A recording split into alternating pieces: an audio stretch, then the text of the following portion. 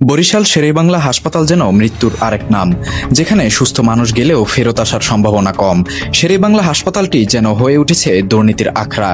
দালাল syndicate, doctor আর নার্সদের অবহেলা, অপচিকিৎসায় রোগের মৃত্যু যেন এখানে নিত্যদিনের দৃশ্য।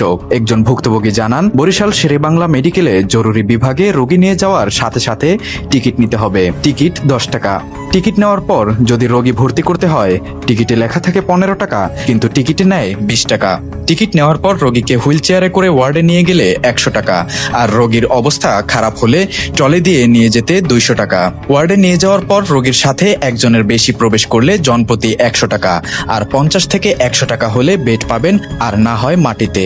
রোগী ভর্তি শেষ, এবার ডাক্তারের পালা। ডাক্তার আসবে, রোগী দেখবে, তারপর শুরু হবে পরীক্ষা। প্রথমে কমপক্ষে 4টি পরীক্ষা, সাথে 1 বস্তা স্যালাইন এবং কিছু ঔষধ। পরীক্ষার রিপোর্ট আসা পর্যন্ত স্যালাইন আর ঔষধ চলতে থাকবে। রিপোর্ট আসার পর আরেক ডাক্তার আসবে, সে দেখে আবার অন্য পরীক্ষা দিবে। এভাবে প্রতিদিন ডাক্তার পরিবর্তন হবে, আর একটার পর একটা পরীক্ষা পরিবর্তন হতে থাকবে। পরীক্ষা করাতে হুইল চেয়ারে নিয়ে গেলে 100 টাকা, আর ট্রলিতে নিয়ে যেতে চাইলে 200 টাকা ওয়ার্ড বয়কে দিতে হবে।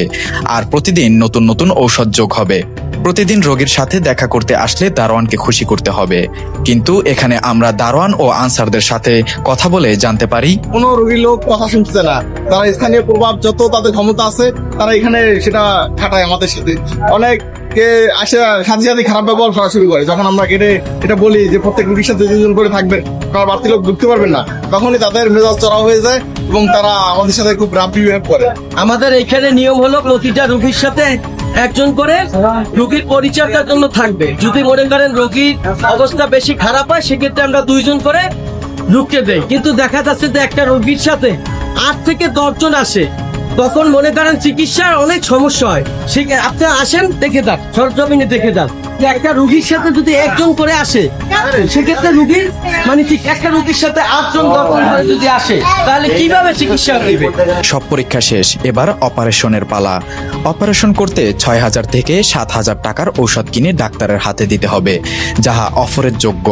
অপারেশন শেষ হয়ে রোগী যদি মারা যায়, টাকা এবং মানুষ সব শেষ। এমনকি ভুক্তভোগীরা আরো জানান, এখানে ডাক্তারের প্রচুর অভাব রয়েছে, এবং সেই সাথে শিক্ষার্থীদের দ্বারা চিকিৎসা করানোর কারণে অপচিকিৎসায় মৃত্যু পর্যন্ত ঘটছে।